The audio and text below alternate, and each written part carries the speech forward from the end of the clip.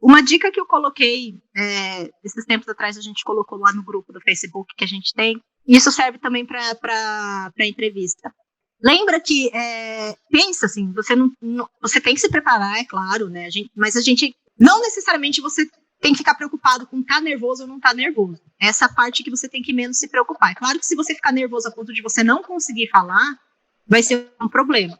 Mas a banca são pessoas que estão acostumadas, elas entendem, né? Não é a primeira vez que elas estão participando de um processo seletivo. São professores, são pessoas que já mexem com a área. Então, assim, são pessoas que entendem que, para muita gente, ali é uma pontinha, assim, é alguma coisa que vai te ajudar a conquistar seu sonho. Então, a gente sabe que tem gente que está nervosa e a gente consegue ver isso.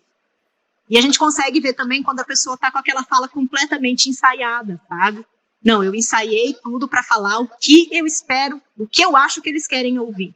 Sim. Então a gente consegue, a banca consegue verificar quando você está fazendo isso. Você está falando algo porque você acha que é o que a gente quer ouvir. Então, na hora de se preparar, você não tem que pensar no que você acha que o consulado quer ouvir, né? Você tem que pensar no porquê que você está ali.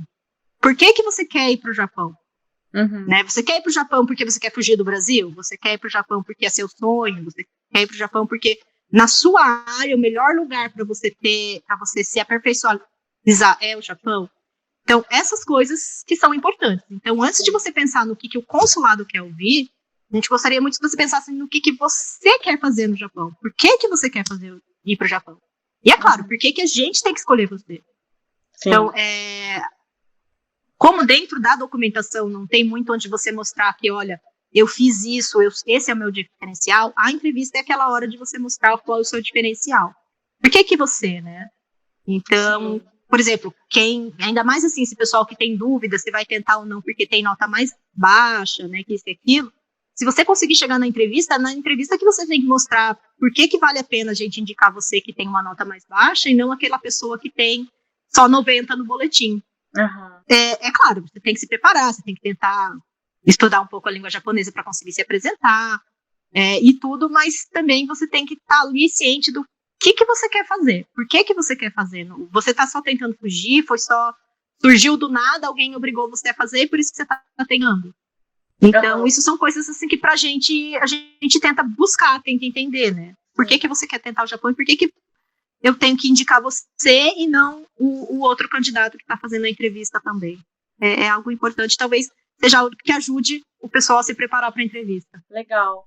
É muito importante isso que você está falando e eu valorizo muito isso, sabe? Do nosso jeito brasileiro, assim, de, sei lá, de querer captar a essência de cada pessoa, sabe? Porque agora, particularmente falando de mim agora, que eu tô fazendo o shukatsu, menina do céu, é tudo decoreba, tudo que eu vou fazer, assim, de seminário, de treinando, assim, com entrevista aqui na escola mesmo, falando com o sensei.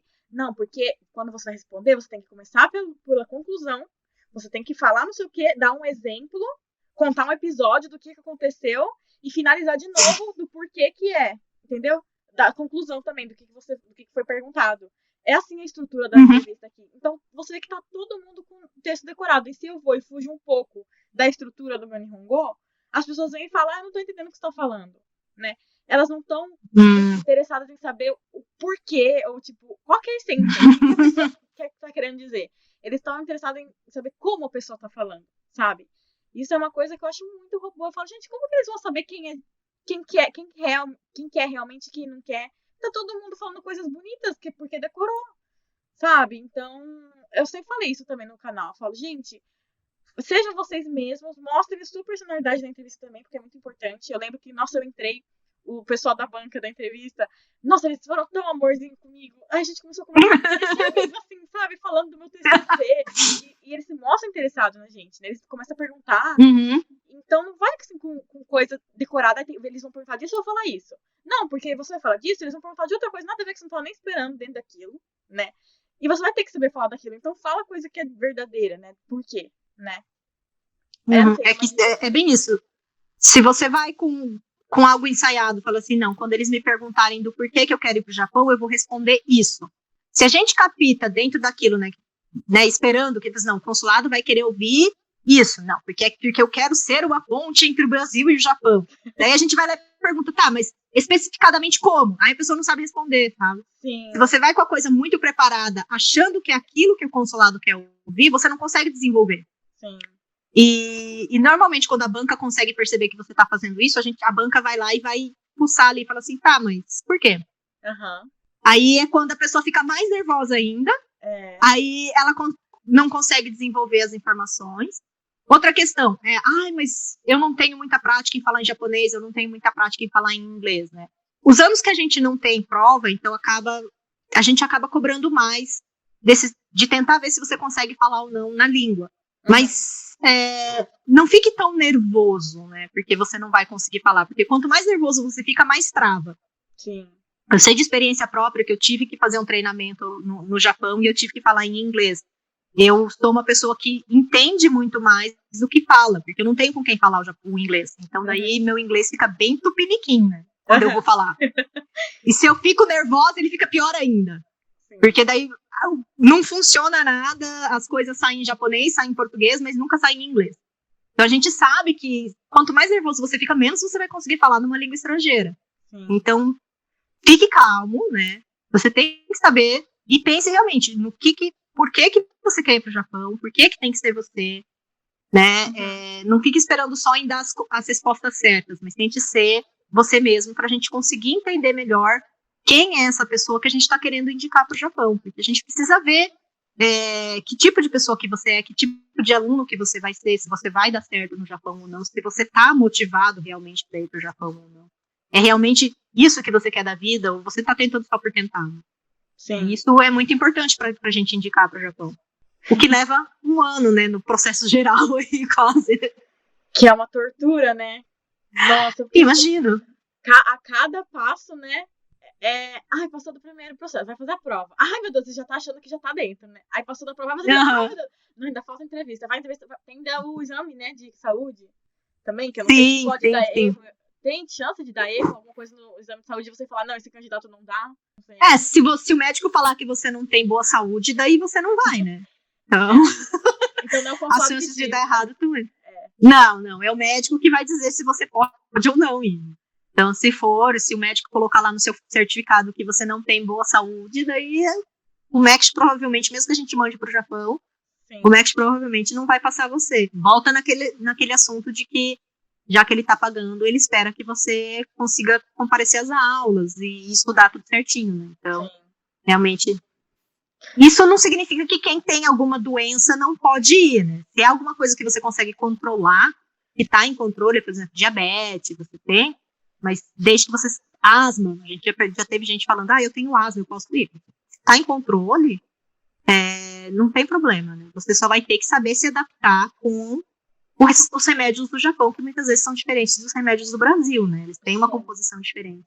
Uhum. Mas não é necessariamente essas doenças que são controláveis por remédio, né? Não necessariamente vão ser um empecilho.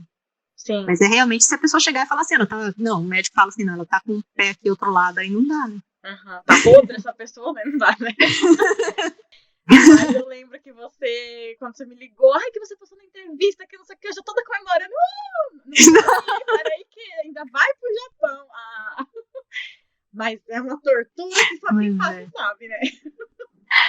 Olha, eu não consigo saber, mas eu consigo imaginar, porque a gente aqui também no consulado, porque quer queira, quer não, você passa todo o processo seletivo, né? Daí você ajuda a pessoa a fazer toda a documentação e também quando a gente indica, a gente já tem uma proximidade um pouco maior com os candidatos, né? Porque já diminuiu bastante o número, né? São 5 candidatos, 3 candidatos.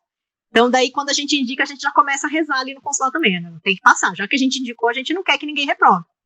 Né? Porque, quer queira, quer não, se a gente está indicando, a gente quer que passe.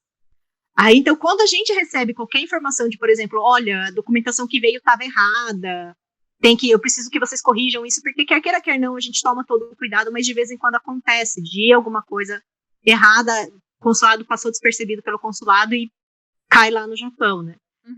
A gente fica desesperado primeiro, fala assim, pelo amor de Deus, eu errei alguma coisa, mandei a documentação errada. E quando chega a aprovação final, a gente fica tão feliz quanto, assim, Jesus amado, agora é a melhor parte do meu ano é passar para os bolsistas a informação de que eles passaram. Daí eu ouvi eles gritando do outro lado do telefone, e falei assim, tá feliz. Sim, eu lembro. Eu até fiz um vídeo falando como foi a descoberta, né? Quando você me ligou, eu tava fazendo um vídeo. Eu assisti.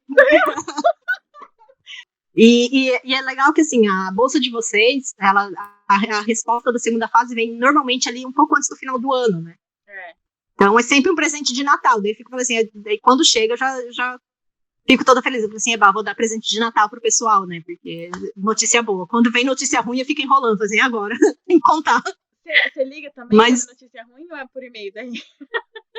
na verdade, a notícia ruim, ela vem um pouco antes, né? Daí, normalmente, é por e-mail para ficar guardado certinho, sabe? Uhum. E a gente, quer não, precisa deixar documentado, né? Sim, sim. Então, daí a gente manda por e-mail falando que, infelizmente, não foi. E quando é a aprovação, a gente liga porque a gente precisa das respostas rápidas, né? A gente precisa saber ali, meio que de imediato, você vai, né? E é uma das perguntas que a gente sempre faz. Você vai, né? Você não desistiu, né? Sim, é engraçado. Então, e é claro, né? É uma notícia boa, a gente quer dar isso o quanto antes, porque a gente sabe que nem todo bolsista tá ali olhando o e-mail toda hora, né? Então daí a gente manda e fala assim, tô mandando e-mail com os detalhes. Daí vai aquele e-mail gigantesco, assim, com trocentos detalhes que tem que começar a preparar para ir para o Japão. E que nem esse ano que a gente vai ter que fazer uma seleção mais dura, né, na seleção de documentação, para a gente também é duro você conseguir só olhar os documentos e definir só através de documentos quem quer quem, né? Quem tem mais chances de aprovação e não. Então a gente quer queira não, a gente também fica com medo de estar descartando alguém que na verdade tinha uma possibilidade de aprovação, sabe, que ia dar certo no Japão. Mas, infelizmente, é como funciona, né? A gente tem que... não dá para passar todo mundo, não dá para mandar todo mundo, mesmo que a gente quisesse mandar 100, 200 alunos por ano. Então, é uma coisa assim que pra gente também não é uma coisa fácil, né? Fazer essa seleção. Né? E se fosse realmente só colocar numeração ali, jogar em numeração e escolher, era fácil, né? Sim. Mas, infelizmente, não se resume só a isso, né? Então, pra gente também é uma escolha bem difícil ter que sair cortando assim todo mundo. Sim. Sei cortando.